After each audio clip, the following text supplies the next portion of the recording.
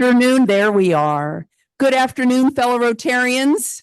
I'm once again honored to be your president and be here today. Let's see if we could please have Niall, would you please lead us in the pledge? Pledge allegiance to the flag of the United States of America and to the republic for which it stands, one nation, under God, indivisible, with liberty and justice for all. Songsters, I'm a little excited. Hey, Claire, Melanie. Get up here. Okay, Linda, there you are. Hey, Mark, don't you want to have fun with us? We need help. We need help. Come on. No, I'm asking Melanie and Claire. Hey, They yes, should- yes. They should know this song. We don't buy dogs. Okay, ready? Okay.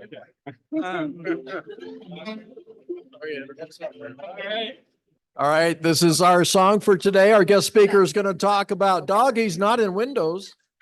How much is that doggy in the window? Hey, let's hear it for Melanie and Claire. Ready? Yeah. Oh. How much is that dog in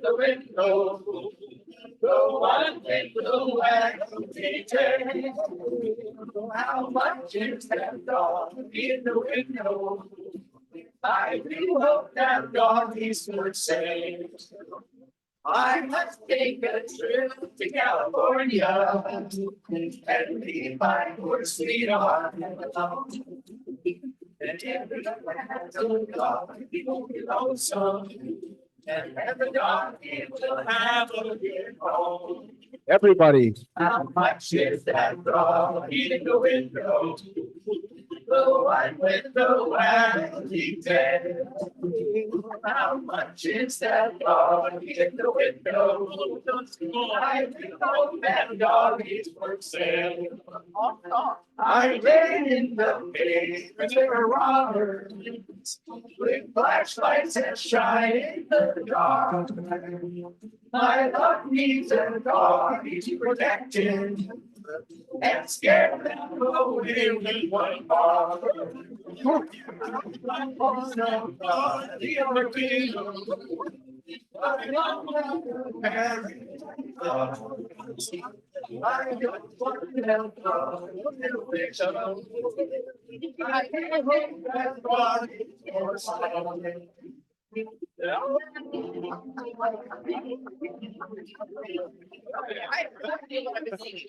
Oh, we could get committed for this. So at least we can say today, and thank you, Mike Thompson, we're drinking wine. So the song is a product of that incredible, our beverage of the day. And I want to thank Mike, by the way, for sharing that with us. And I think as well, Gordon, those of you that like white wine, Mike brought some to share with all of us. So please help yourself. Kimberly, you have our thought for the day. Thank you, Madam President. In preparing for today's thought, I was feeling pretty stumped. I looked to the Rotary four-way test for inspiration, and then I Googled the National Daily Holidays, as there always seems to be one for each day. National Ice Cream Day is on July 21st. Pie Day is coming up tomorrow, March 14th. And even Bubble Wrap Appreciation has a day, which happens to be January 29th, if you're curious. Well, today fit the bill. March 13th is National Good Samaritan Day. What better day fits the Rotary four-way test? National Good Samaritan Day is a day that recognizes the unselfish actions of those who provide help when needed. It is a day to celebrate and encourage kindness. Ways we can achieve this and celebrate today could be quite simple. Pay a compliment to a stranger. Smile. Let the person behind you in line go ahead of you. Pay for the person behind you at the drive-thru or coffee shop. Call a family member or friend that you haven't heard from in a while. Check on someone who you know that's been sick or depressed. Donate food or clothing to a shelter. Donate time or money to your favorite charity or organization. One thing I know for sure is that when you show simple acts of kindness, the rewards you receive are far greater than what you give. It's a win-win. Now go out and celebrate National Good Samaritan Day.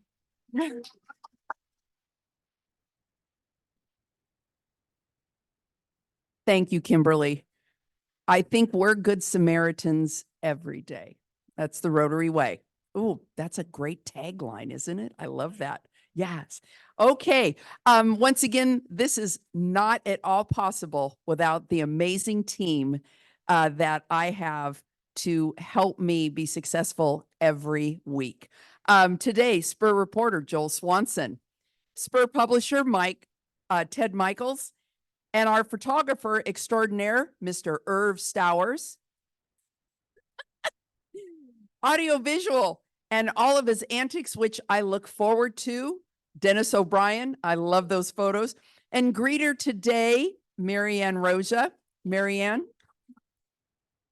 And not to be left out of this incredible lineup are more of our team that make this possible. Our Sergeant at Arms, there we go, Trex and Bob in the back. I haven't got my tickets, but I'll be there. We had a winner last week, correct? I am so glad. I think that was Trudy. Was it Trudy? All right, you go, girl. And then our web maverick. I love that. Dun, dun, dun, dun, dun, dun, dun, dun, dun. Kathy Coyle, public outreach, Kelly Bowers, and our Zoom host and chat monitor, Jeff Youngsma. Let's give them all a big hand. Okay, out in Zoom land, do we have any visiting Rotarians and or guests? No, we do not. Constantly just these continual cast of characters. I love that. Okay. All right. In our room amongst us, do we have any visiting Rotarians? Okay. How about guests of Rotarians? Any guests? Okay. We're going to move along because we'll be introducing our speakers and our student of the month shortly. One quick announcement before we get started. You know, we have had the opportunity, I think, for one of our Rotarians that took it upon themselves to step up, create an opportunity to share information, and kind of single-handedly has taken this on and has done a really great job. So I would like to ask Niall to come up front for a moment, please. Niall has designed and developed our newsletter that we enjoy every month, and we would like to show some appreciation for all that effort that you make, and that was on Niall. Niall made this happen. Thank you, Niall.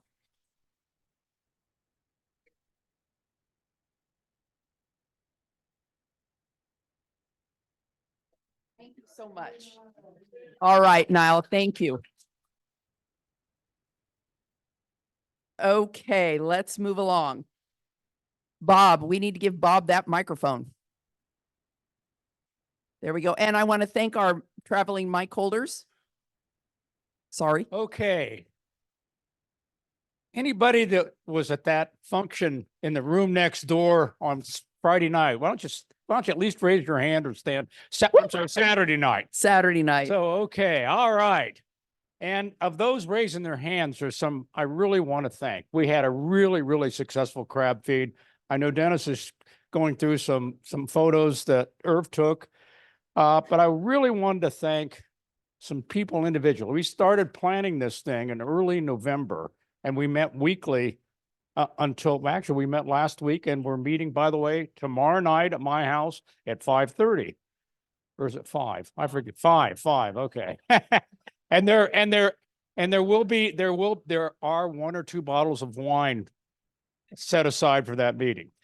Okay, but I'd like to really thank some special folks that really came up and helped the whole way and really worked really hard. So Joel, thank you very much. Joel ran the Oh, wow. Yes. the kitchen is not a thankless job, but it's just a damn hard job. Okay. He has to coordinate kids, food, and everything. So thank you, Joel. Just a little note about this particular job. I didn't exercise like I usually do, and on Saturday I got 16,000 steps. Okay, so, and nobody would have been at the feed if it wasn't for Debbie. who's right here. Yes. Debbie. And Debbie kept track of everything and sold out. You know, we always worry we aren't going to sell any tickets. We're, you know, really worried, but what, a month beforehand, we were sold out. It was absolutely amazing. And then I want to ask Diana Geyer, is she here? She put with the inner wheel, she takes care of the inner, the silent auction and also the raffle, and also came to every meeting Mhm. and really worked hard. And she helped us make a lot of money. Yes, So she did. Yes. I'm going And, to talk about money in a second. and her team. Right. And that's the inner wheel gals. Yes. And then, you know, there are a lot of people on the team that help. I'm trying to signal out the ones that really kind of went a little above. Next on my list is Sonia, who was at every meeting. Yes.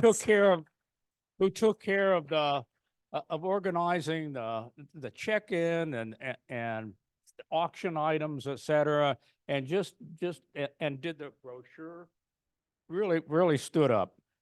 Next on my list is Glenn Kubiak. Is he here? Who stepped up and took care of the monetary end of things on the night and got us all on square, and we had at least some financial results pretty quickly to get an idea how we were doing. And next on the list is Katerina, a fairly new member who organized the kids that came and served. And that was one of my big concerns. The Interact Club at Livermore High was defunct, and they had always supplied 20 kids. So she stepped up and organized the Granada kids. She got a club, the Asian Island, something like that. Yeah, Pacific Island Club at the school. Sheila helped get the future farmers, and we had great help. And Sheila's another one I want to stand, even though she's our president, you know, and she delegates everything. She didn't delegate Saturday. She was there early. She got everything done, and what a voice of Rotary you are. Oh, thank you. Thank you. And also I want to thank Courtney for putting all the visuals we saw Yes. together, and did a really good job of that. There are really other members of the team that helped. I just wanted to call out those people specifically. He's actually on my list. Mike and Gordon, yes, I skipped over him, who ran the bar. So, and kept us all. Kept us hydrated. He was on the fold of my list. So, and Gordon as well. So just, I've been told by Norm, whatever you do, don't talk money. He is so nervous about letting, but I'm going to talk money anyway. So I am told we took in, income-wise, over $66,000. Now, you have to offset that with the expenses. It costs $10,000 for the crab, $10,000 to rent the hall, and there was miscellaneous food, napkins, all that stuff, butter, et cetera. There's probably, when it's gone, and we haven't added that all up, it's probably going to be less than at or less than $30,000. So that means we made, I think, conservatively say over $35,000. We'll have the final number next week, hopefully. Yeah, and that's hopefully. a new all-time record for the crab feed. Wow. Well, Bob, I want to say, yes, Bob. And so I have to tell you all, Bob had to wrangle all of us, because when we're at a meeting and Bob, to keep us in line and on task, it's a bit of a challenge. So I think Bob deserves a big hand for handling all of us. And I want to say thank you to each and every one of you that showed up and participated and did your part. And as Bob said, there is many here. Dennis, there's so many people that played an intricate part in making this happen. And we appreciate every single one of you. Thank you so much. The other thing that we did this year that I thought was great was the fund in need. We maybe need to do a little tweak with that, but I thought that was very successful, and we'll eventually find out the final numbers on that. But I was really glad we picked one particular thing to focus on, and maybe we could do something next year. But that was a great addition. It allowed a lot of people that maybe couldn't afford a $4,000 dinner, to pay 250 or $50 or $100 and still be a part of it. So I thought that was a great addition. So great idea. All right. Oh my God, what a sweetie. She just turned, yes. Oh, that We booth we thing, sold 30. was it 3,300? 3,275. 275 worth of booze that night. Yeah. With the Oh, two barrels. Yeah, the 2 barrels. And one of the ladies, and I think neither of those people were Rotarians. For the most part, yeah.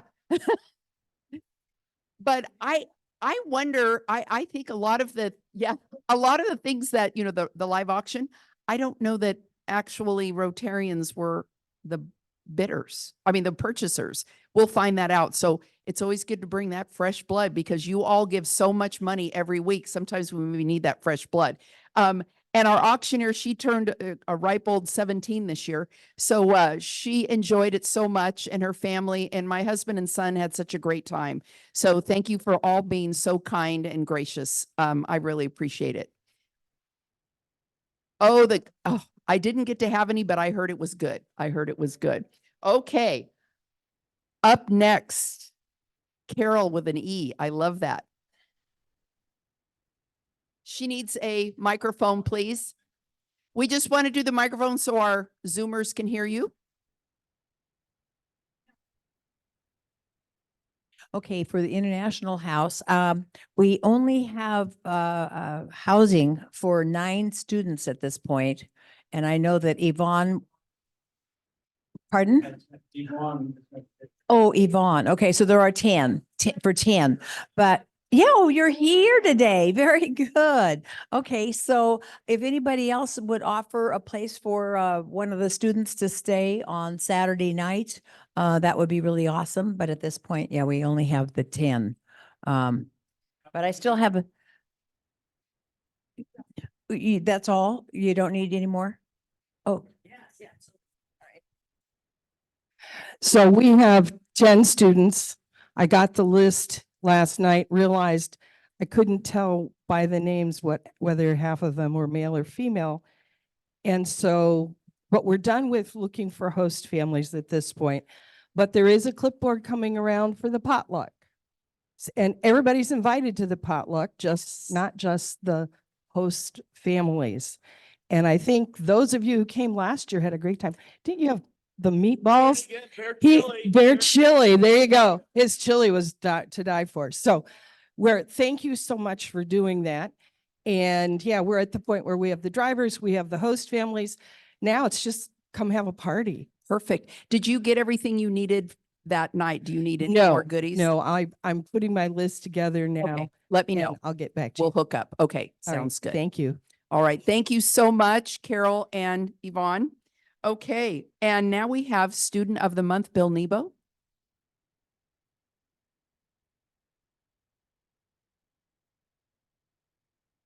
This month, our Student of the Month will come from Del Val High School, and here to introduce our Student of the Month is the principal, Tammy Rankin.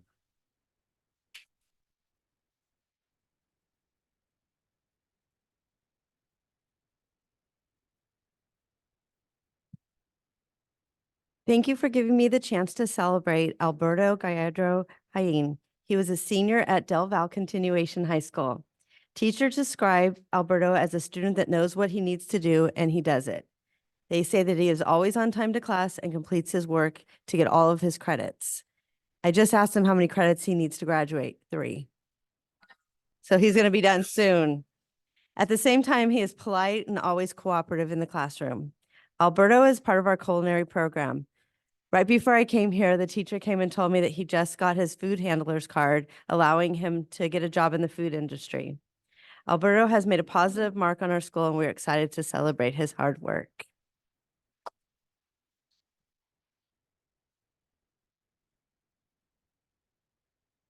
Thank you very much. I brought my mother here today, and next year I plan to get a job. That's it.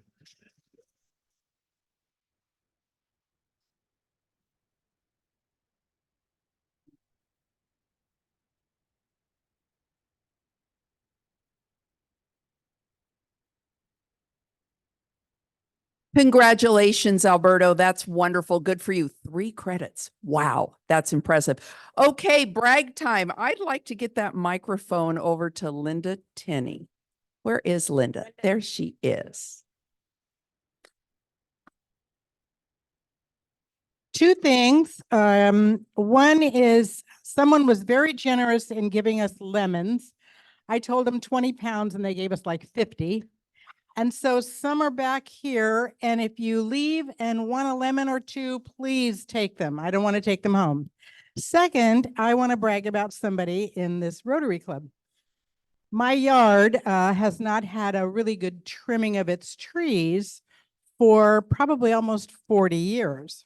My Wow. gardeners try and I try, but I had Trex come over and Trex gave us a very good haircut. I can't say enough about the team that came over, the service I got, how quick it was and efficient, and I'm bragging about Trex. So I don't know if I'm a president of this club yet. It's very late, but I will join the president's club. All of which, can I say, goes to the music scholarship? Sure. That's what I'm doing. Okay, fantastic. Thank you so much. And Trex, thank you as well. One quick thing before we go forward, I want to remind everyone next week, we will do our evening meeting at Del Val Winery. And we're doing it the 20th instead of the last Wednesday because we have youth in government. And that's on the 27th. So it would be literally impossible to do youth in government at the winery. Yeah. So it could be interesting though. But anyway, so next week we will be at Del Val Winery for our evening meeting. And then the following week, the 27th, we'll be back here in the big room. Yes. Yes, sir. Yes. Yes. Yes, sir. It isn't the normal week. You are absolutely right, sir. Yes. Next week, we're at the winery, which unfortunately is the 3rd Wednesday, not the 4th.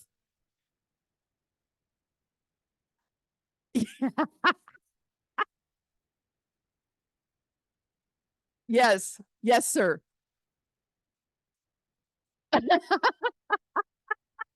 So I will, I'll do it one more time.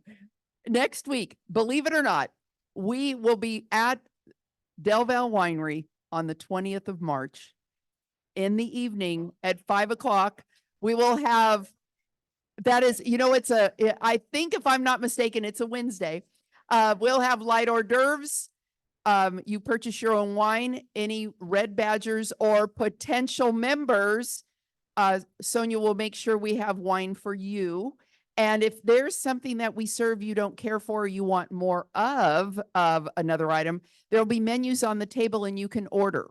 And then again on the 27th, which should be at the winery, but it will be not. It will be here in the big room, the Cresta Blanca room. There'll be a test later because I'm asking you all at the end of the meeting. Okay. We'll follow it up with an email. Okay.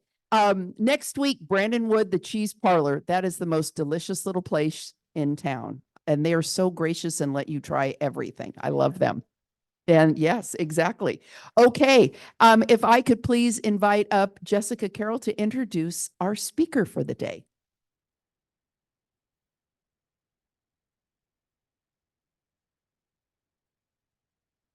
Hi, everybody. Melanie Sadek has been the president of the Valley Humane Society since 2011 and has been an integral part of that organization. I was told by an inside source who volunteers there that how wonderful she is and her extraordinary leadership skills. Please help me welcome Melanie to tell us about the Valley Humane Society and maybe see some super cute pictures of some cats and dogs.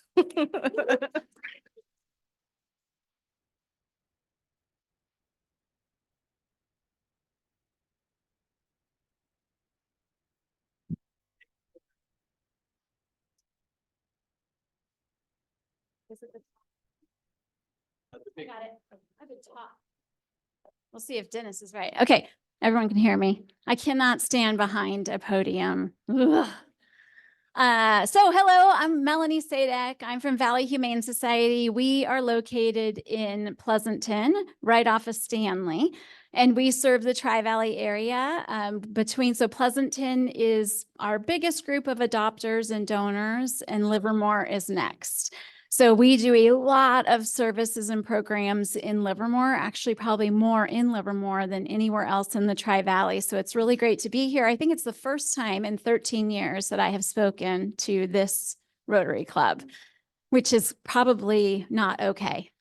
I don't want to wait another 13 years to come back again. So hopefully you'll have me back sometime soon. So I'm gonna give you, I'm also the president of the California Animal Welfare Association. There's 270 members. We represent all of the brick and mortar shelters throughout the state of California. And we work together to increase positive outcomes for animals throughout the state, whether they're in the shelter or not. And then in that capacity, I also chair the legislative committee. And so, there's 20 bills this year that just have to do with animal welfare. And so it's a passion of mine and something I squeeze in at night when everyone's watching TV. Okay, so Valley Humane, we've been around 37 years. And when we first got started, we really got started because public animal shelters were used to be called the Pound.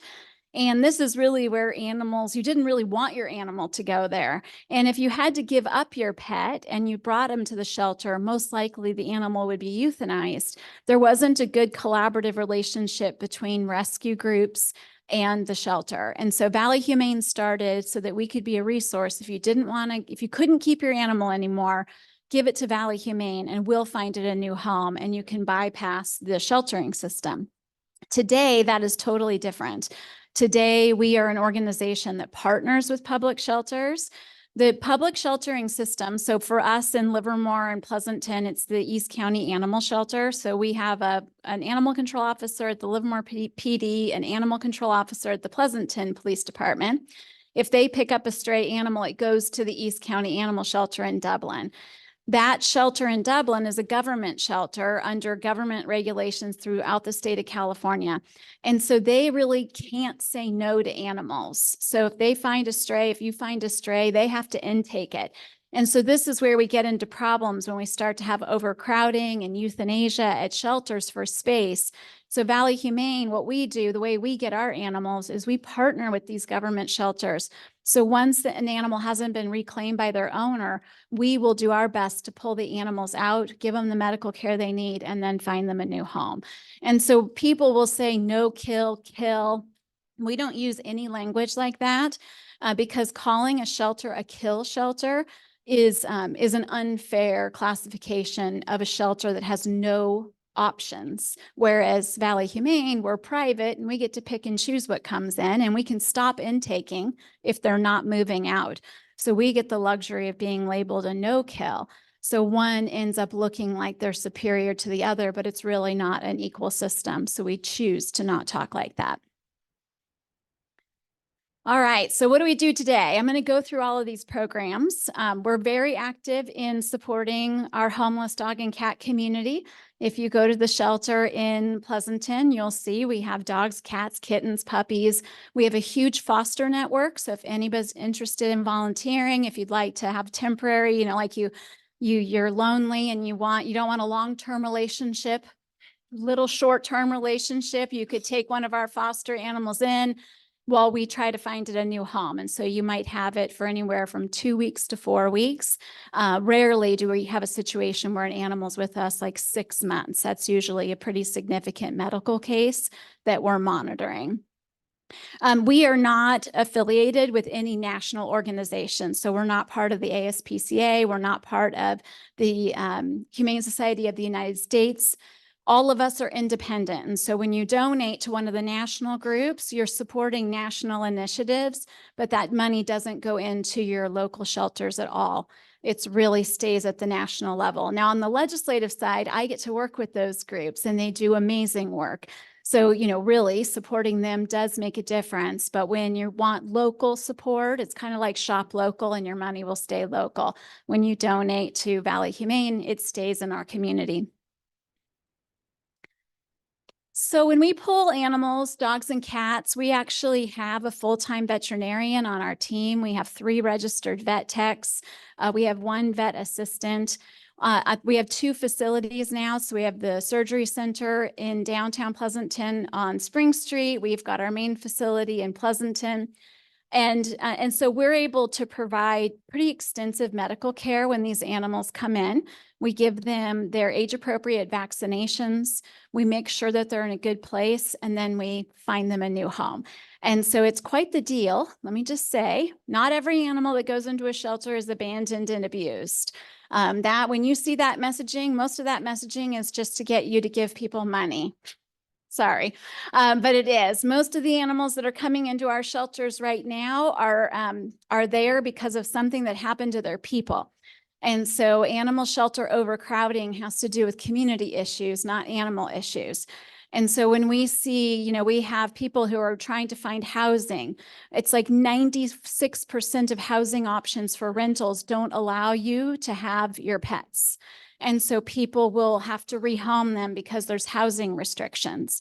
Then you have people dealing with domestic violence. You have people dealing with food insecurity. You have people not able to pay for vet care. All of those situations lead people to have to give their animals up. And so really, if we want to make a difference, we need to be supporting the whole community so that people and their animals can stay together. So that's why we opened the Phil Schultz Veterinary Surgery Center. Last year, we did 5,500 surgeries. We do have a paid team. So these aren't volunteers. This is a paid surgical team. They are at the surgery center on Spring Street. If anyone wants a tour, Claire works over there. She'd be happy to take you through. But what we do is high volume, high quality spay and neuter. And so what does that mean? That means that this team is trained for that work. It's almost like a veterinarian being an orthopedic surgeon. Our veterinarian has been trained in high volume. So in one day, she can do up to 45 surgeries a day. It's a lot of surgeries. How many have we already done this year? So 1,400 already this year. And we're really fortunate because when we started the surgery center, we really thought it was going to be a big help to Valley Humane because in California, every dog and cat has to be spay and neutered before it can be adopted. And so that's a huge requirement. Well, if we're partnering with private practice vets and they already have a workload that's huge, they don't want to provide discounted services if they have full paying clients. It gets harder and harder for us to find the appointments we need, which means we can't get them adopted. And so one of the great benefits that have come out of opening this is that we've partnered with 37 government and nonprofit shelters and are helping them move their animals through their system faster so that we can get them fixed and get them into new homes. And so this has really made a great impact. I mean, all over the Bay Area. We're supporting San Jose Animal Services. We do surgeries for Hayward. We have people coming from Vallejo, Sonoma. So has anyone here had a hard time getting a vet appointment? Oh my goodness, it can take 3 weeks, 4 weeks. It depends on your vet. And then think about how much the fees have gone up for vet care.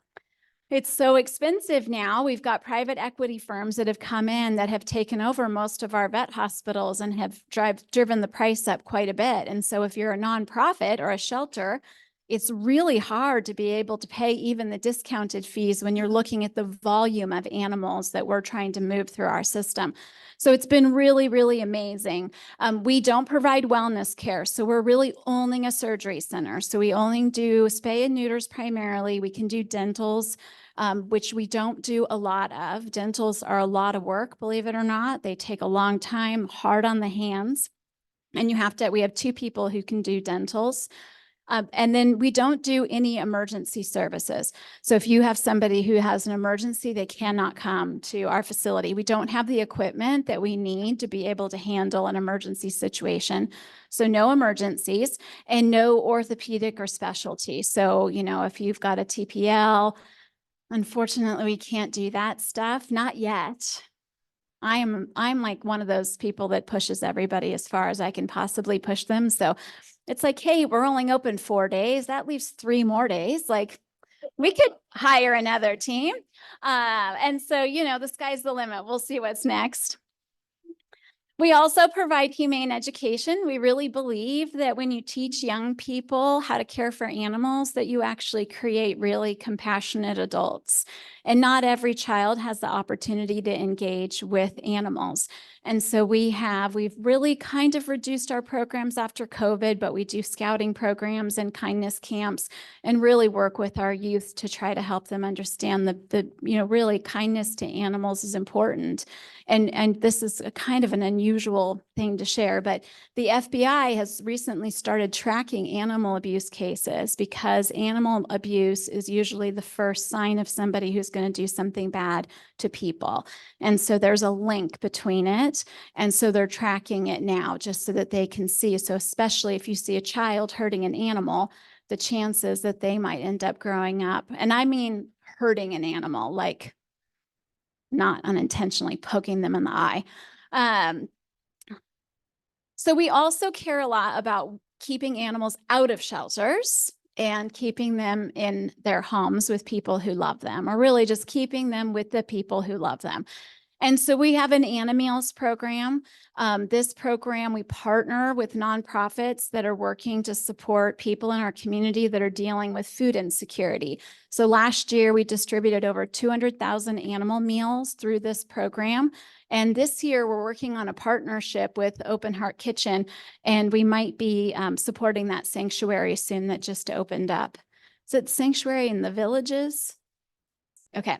Yeah. So we're really excited about that, to be able to partner and work with them and try to kind of help expand services, which I'll talk about in a second. But most of the food that we're getting, Alameda County Fair does a food drive for us, but it's really a community that supports this program. We don't have to buy food. And so if you guys have animals at home and you open a bag and your dog or cat's like, I don't like that, get me something better, you can tape that bag up and bring it to Valley Humane and we'll take it. Or if you buy, like sometimes people will buy a case of food on chewy.com because they think their animal will like it, they hate it, give it to us. We would love to have it. And so we have a shed full of food and really do our best. So we do our food distribution here twice a month at LARPD. And then we have one distribution in Pleasanton. So it's a really great program. We have a program called Home to Home. So if anybody needs to rehome their animal and we don't have space in the shelter, we want to keep them out of the shelter, you can go on to this Home to Home program. It doesn't cost anything. You register your pet on there. We'll share it through all our social media channels and try to help that animal get as much attention as possible so that hopefully the animal goes from your home to another home versus having it ever spend time in a shelter. It used to be this idea that animals had to go through the sheltering system or they had to go through a rescue because we're going to vet the new owner and we'll make sure it's awesome. There's no evidence.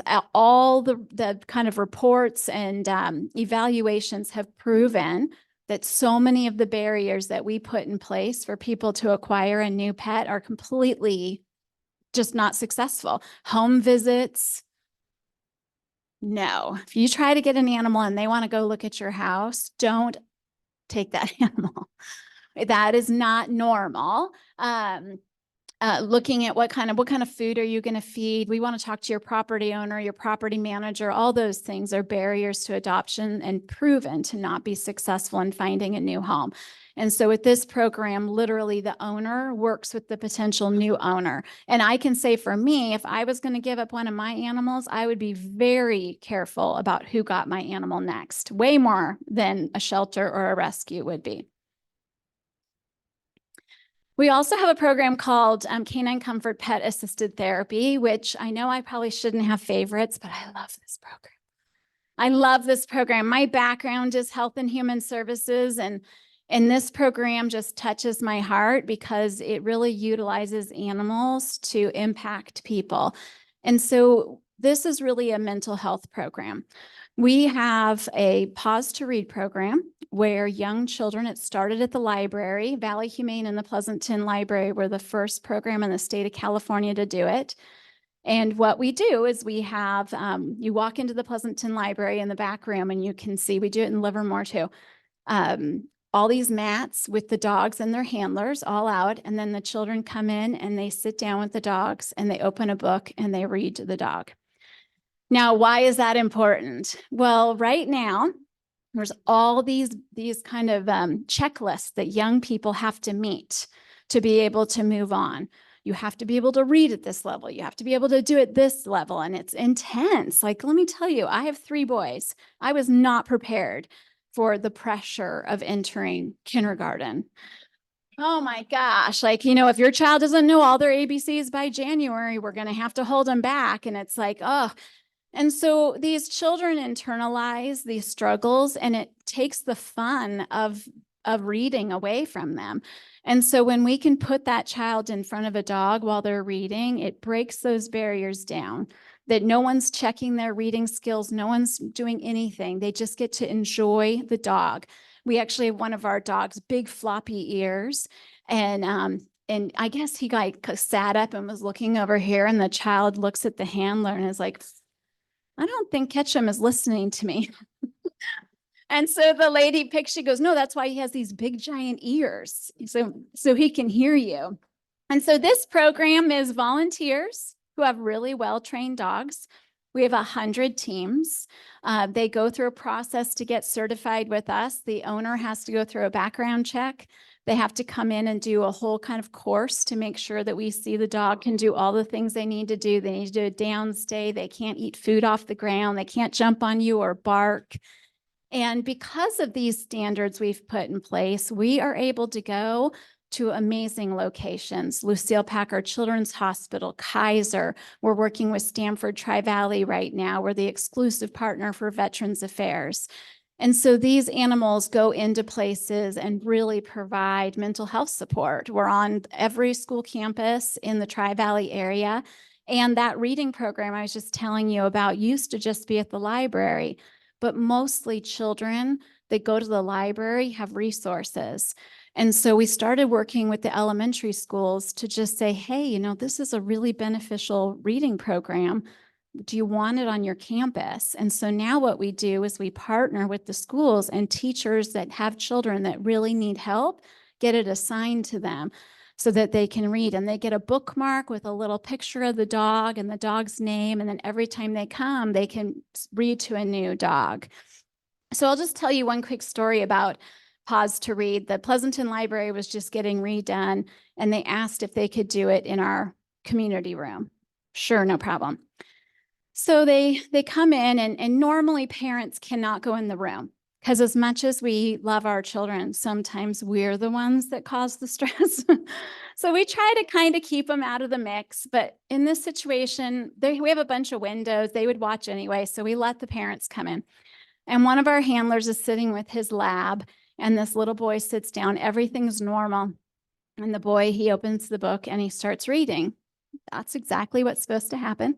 But the dad starts crying. And so afterwards, the handler came and just gave us a heads up that I'm not sure what was going on, but the dad was really emotional. I want you to know nothing strange happened. And so the next day, the dad sent us the nicest email and just let us know that his child has select mutism and he had never heard his child's voice outside of their own home.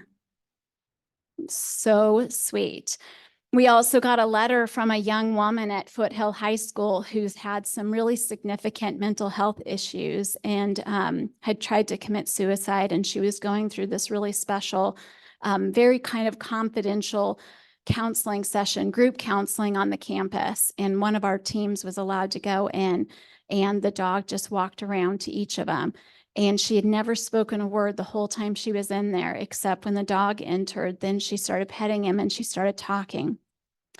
So then after she graduated, she sent us a letter, which I'm going to tell you as a nonprofit, you'd think that we would get this feedback often, but we don't. And so when we get it, it means something. But she wrote us a letter to tell us how much having that dog in that room allowed her to open up and to feel safe, and really credited the program to the success that she had moving through it. So these animals have a really huge impact on our mental health, and I'm really proud of this program. I love it. And so we do it in all different ways. We have corporate stress relief. We go to Pixar's campus and Chevron, Abbott. We go into senior living communities, memory care facilities. So it's really meaningful, and I'm very proud of the work that we do. And then we're going to be starting a program. I haven't even told the board yet. So I figure if I tell all of you, then there's no backing out. But again, I'm a little bit of a crazy person. I can't help myself. And if we're stagnant, then we're stagnant and I have to leave. So we always have to be looking at different ways we can help. And so recently, I've been meeting with John at Open Heart, and now that they're doing the sanctuary where there's a cohort of 20 people who can be staying overnight in the sanctuary, and I've been pushing for them to allow animals. And so, you think about Hurricane Katrina. When Hurricane Katrina happened, the federal government realized they could not evacuate families if they didn't include the animals. Their whole rescue just stopped because people would not get off the roof if their dogs couldn't get in the boat. And so what happened was the federal government said, you know what, we have to include animals in all of our evacuation plans. And so they did. And so all over the United States, all of your evacuation plans now have to include animals. And that was the last time the federal government ever considered animals. And so when you look at our food insecurity and housing insecurity, there's no state funding and no federal funding that supports it. And yet these people will not take advantage of services if we don't consider their animals. And so we've been kind of pushing for Tri-Valley Haven, Open Heart, all of these to include animals. So I'm working with John. And what's happened now is there are animals allowed, but there's no vet care. And so we don't know if they have rabies vaccinations. They might not have flea control, all of these things. And so we're going to be starting a field veterinary program. So we're seeking funding. We're going to need $20,000, but we're going to get it. All of you, you can give it today. Just kidding. And so we have a veterinarian and a registered vet tech who specialize in field work. And so we are going to start, hopefully in the next 3 months, working with Open Heart Kitchen. I'm hoping we'll work with Goodness Village. They have 2 animals, maybe 3 animals on their campus, and really start to make sure that these people who love their pets also have access to important vet care. So that's going to start this year. Almost done. Okay, so how can you help? Please adopt. Please adopt. Right now at the surgery center, when we do our public days, all of them are doodles, which is fine. I am not against buying from a breeder. There's a lot of benefits to buying from a breeder, but please consider adopting first. These animals are not broken and abused. They're sweet and wonderful, and we can give you tons of information on them that we've gained, and they all deserve a chance. And last year, for the first time, maybe ever, more dogs died in shelters than cats, which is almost unheard of because the cat population far exceeds the dog population. And so we are overwhelmed in California with animals in shelters. So please adopt. Please share our adoptable animals out. We have a dog. His name's Dr. Studley. He's a good-looking dude. The doctor's in the house today if anyone wants to go see him. But he's a big dog, and he has been with us since he was a newborn baby, and now he's 6 months old. He weighs almost 70 pounds. But he's beautiful, and all of his siblings have been adopted except for him. So if anybody has the the willingness and interest to take a big dog that's a puppy still into your home. He really deserves it. He's amazing. But you can also promote the organization, promote the work that we're doing. You can volunteer. We have about 500 volunteers, 165 volunteer shifts in the shelter each week. And so there's a lot of opportunities to work with us and then donate. So like I said, we don't get any state, federal funding. We don't get any government funding. Like 95% of the nonprofits in the state of California receive federal and some form of government funding. We are unique because we don't. And so we really do work off of donations from our community to support the work that we're doing. So thank you. I'm happy to be here and happy to take questions.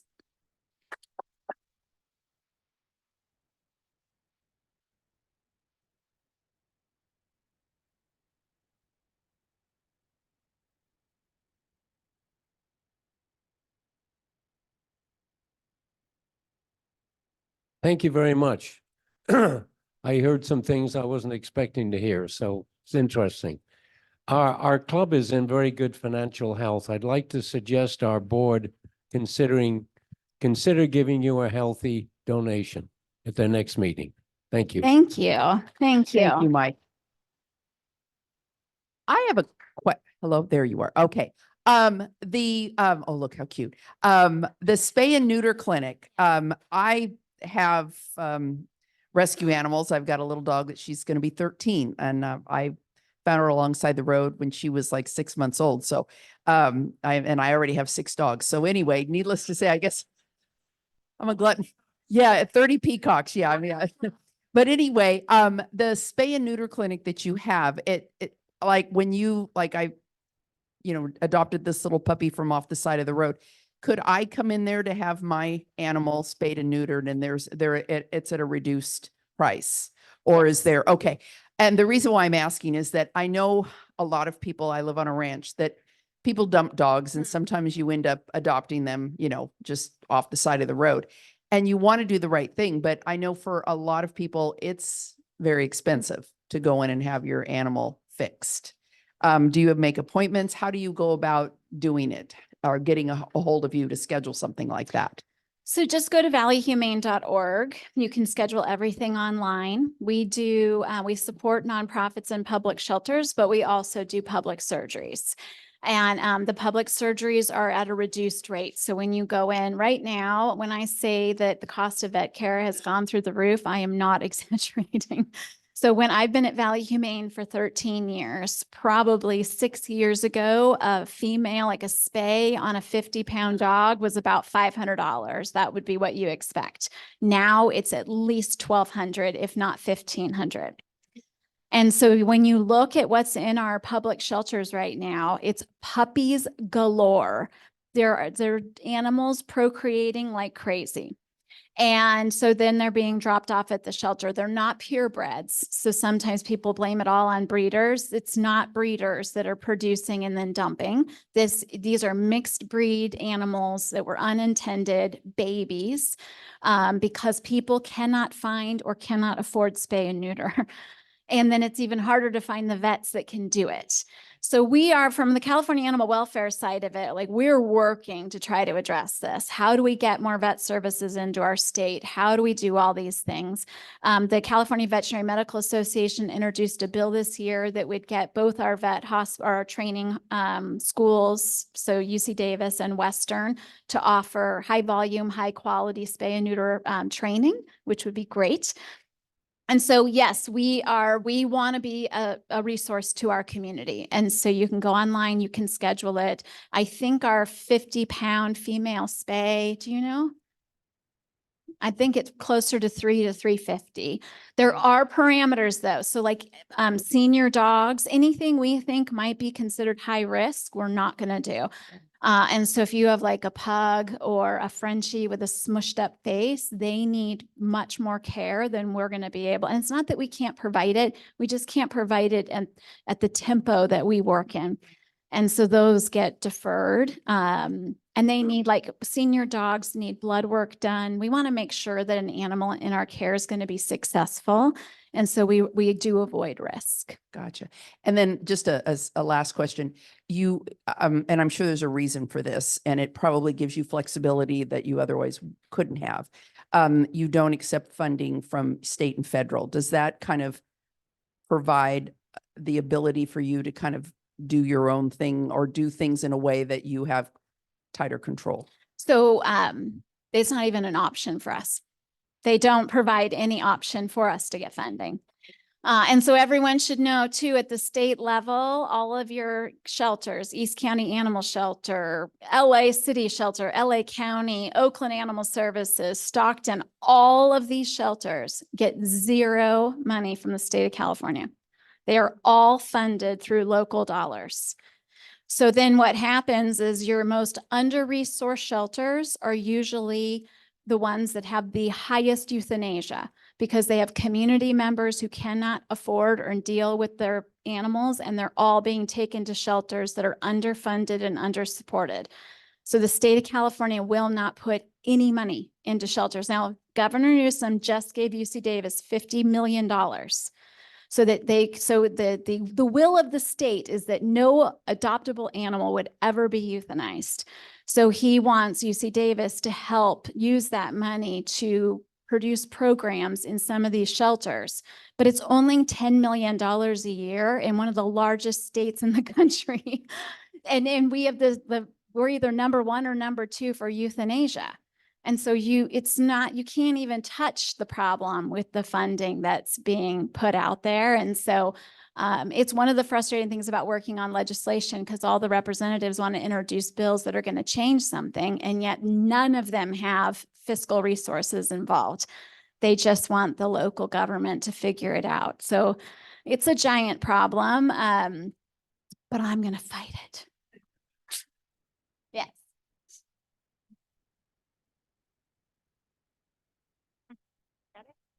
So I got my wonderful kitty from you folks shortly after the COVID shutdown happened. I thought you said that you don't do fairly major surgery or anything, but this kitty, who was a year old when I got him, had clearly been in a horrible cat fight. I have no idea how he survived, because the back of his neck and places all around his neck. So he clearly had surgery to keep him alive, and undoubtedly giving him blood and all of this stuff. So I would assume that he was only a year old, that he would have come through you folks. How did that happen? So when we pull an animal into our system, if there's a chance that that animal has a life to live, we are investing in them.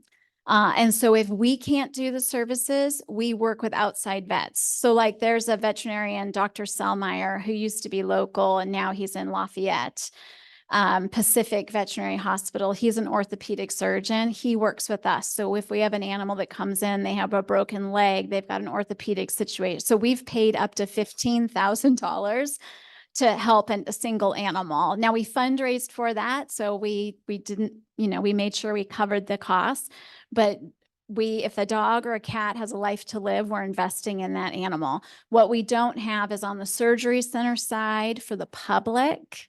We don't have a ton of resources where we're going to take more risks, because we own the animals that come in, so we can make sure that but when it's the owned animals, we want to defer to their own veterinarian for really complex things. But our animals, we go the extra mile. Thank you.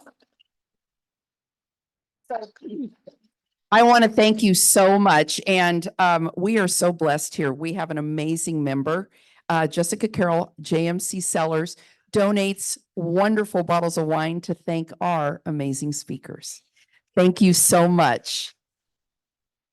Right. And what an incredible, this was great. I love this kind of stuff. And I think I like Mike's suggestion, because I didn't realize, I had no idea that you depend on us to help make things work for you. Okay. So once again, next week, Brandon Wood, the Cheese Parlor, And where will we be? Oh, I am so impressed. We'll still send you a reminder. Okay, our ticket for the day is our number. Did we? I'm sorry. I won. Woo! All right, ladies and gentlemen, it's been amazing. We will see you next week at the Del Val Winery.